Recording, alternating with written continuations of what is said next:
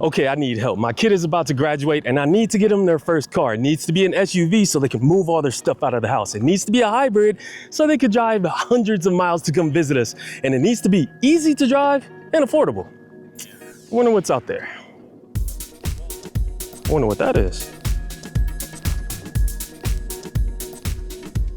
The Corolla nameplate is one of the most popular in the car industry, so Toyota decided to capitalize on that and give it a subcompact crossover variant that seats up to 5, deemed, well, the Corolla Cross. Currently in its first generation with available internal combustion and hybrid engines, the Corolla Cross goes through its mid-cycle refresh to spruce it up inside and out for the 2026 model year. LED headlights and taillights are now standard. Non-hybrid models get a restyled front end that's wider and, quote, more rugged looking, and hybrid models like my XSC Tester get a different new front end accompanied by this Cavalry blue two-tone exterior color option. And honestly, I prefer this new front end. The old one looked like it was just a color matched mustache. But this looks like it falls in line with other Toyota vehicles like the Toyota Crown Signia, the RAV4, the Camry. It looks appropriate now. Gas-powered Corolla Cross models get a 2-liter 4-cylinder engine producing 169 horsepower, mated to a CVT with standard front-wheel drive and available all-wheel drive. The more powerful hybrid model uses a 2-liter engine with 3 electric motors to put out a combined 196 horsepower, matched to an electronic CVT and standard electronic on-demand all-wheel drive. And if you're looking to bring some toys along, both gas-powered and hybrid versions can tow up to 1,500 pounds. The Corolla Cross Hybrid has acceptable power, but when you're putting your foot down, yeah, you gotta deal with that good old CVT drone. Another thing you gotta deal with are these really spongy feeling brakes. You gotta put your foot way down on the pedal to get any reaction from them. So if you're coming up on a car, just keep that in mind. It probably won't let you come to a nice smooth stop easily. Gas-powered Corolla Cross models can achieve up to 32 and 30 miles per gallon in combined driving for front-wheel drive and all-wheel drive models respectively. And while the hybrid model isn't only more powerful, but also more efficient, as Toyota claims it can achieve 42 miles per gallon combined.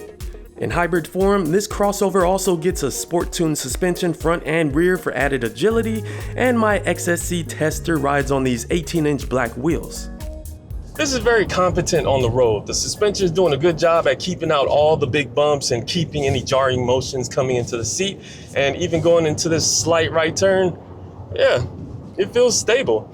But steering does feel a little bit light. And if you want to change that, well, there is drive modes. My favorite is Eco, just so you can save some gas. But there's also normal and sport mode. And when you throw it into sport mode, steering doesn't really change much, and you do get a more prompt throttle response, but it doesn't really give you anything else really sporty. It still feels the same, so yeah, you can just kind of throw it into normal.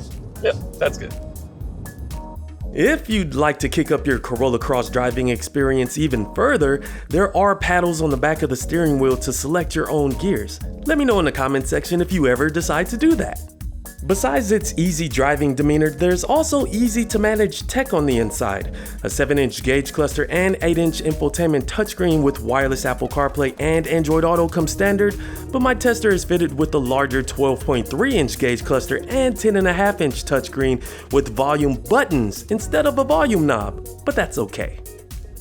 I do like how clear the gauge cluster is, and the weird thing is I'm tall and it looks like it's at a crazy raked angle. Well, I shouldn't say crazy, but it does look like it's at an angle, and if you were a little bit shorter, it would kind of look like a more raked angle. So I don't know, if you have driven a Corolla Cross and you're shorter than I am at 6'4", let me know in the comments what you think about the gauge cluster.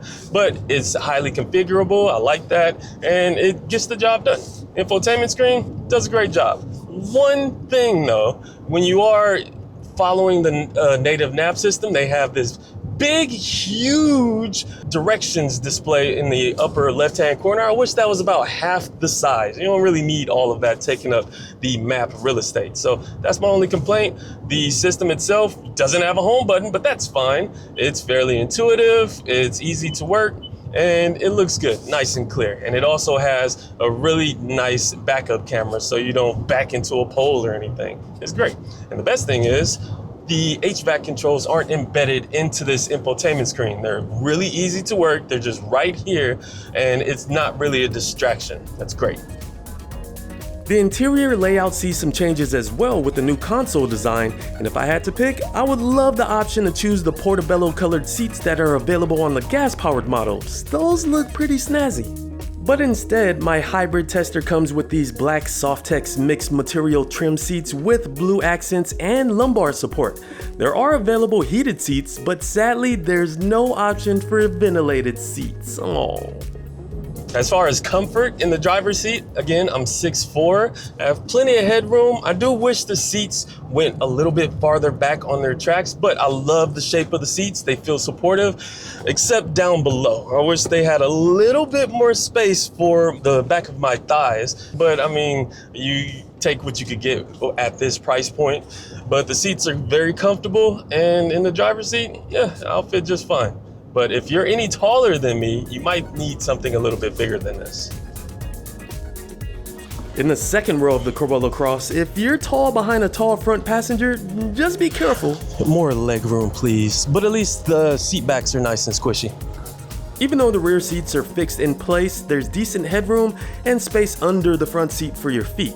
A center armrest with cup holders is only available on the highest grade, and rear USB-C ports are on all but the base model. However, rear seat vents come standard on all trims. You never know you need them till you need them. But in the rear, if you're not uber tall like me, you should fit comfortably. Behind the rear seats, there's 17 cubic feet of cargo room. There's no spare tire under the cargo floor, but if you're hanging out back there, it's a tray that can be used to hold your phone and a nook for smaller items. Fold down the rear seats using this latch, expanding cargo space to 44 cubic feet. Back inside, the cabin of the Corolla Cross is tidy, simple, and functional.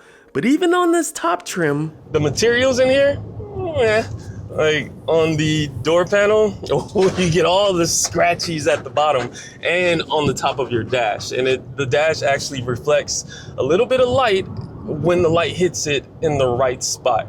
But the armrests, that's my deal breaker, because these armrests are, they're a little hard. But besides that, there's not a lot of gloss black, which is great. Your window switch gears is a matte black color, and you don't really touch any of this gloss black under the infotainment screen, which is nice. But I do wish this void right here on the passenger side, I wish there was a shelf or something so your passenger could put their phone or smaller item, because it just looks a little bit empty over there. And in your center glove compartment, that's really small. But what's kind of cool is you have this dual phone slot. One side is for wireless charging. Another one is just to place your passenger's phone, which is nice. And you got some pretty decent sized cup holders, because these door bins are really small. And yeah, the interior, it's functional. It'll get the job done. It doesn't have a lot of pizzazz, but that's totally fine, especially if this is gonna be your first car. But I am mad that there's no sunglasses compartment. All SUVs need a compartment for sunglasses. So you know what I gotta do? I gotta put them back there. One thing that I will point out, especially getting on this highway and going up to speed, is I wish there was a little bit more noise isolation, because you do get a fair amount of road noise coming in, and going over 60 miles an hour, you'll get some wind noise. So I wish they would isolate it just a little bit better and make this cabin a little bit more quiet. But the good thing is, visibility is actually really good. Going forward, you have these cutouts on the A-pillar, which gives you a little bit more visibility, and over my left and right shoulder, it looks good because you even have cutouts on the pillars back there. And there's a lot of glass real estate to look out of in back, and that's great. All Corolla Cross models come with Toyota Safety Sense 3.0, which includes standard features like proactive driving assist, lane departure alert with steering assist, pre-collision warning with pedestrian detection, and adaptive cruise control.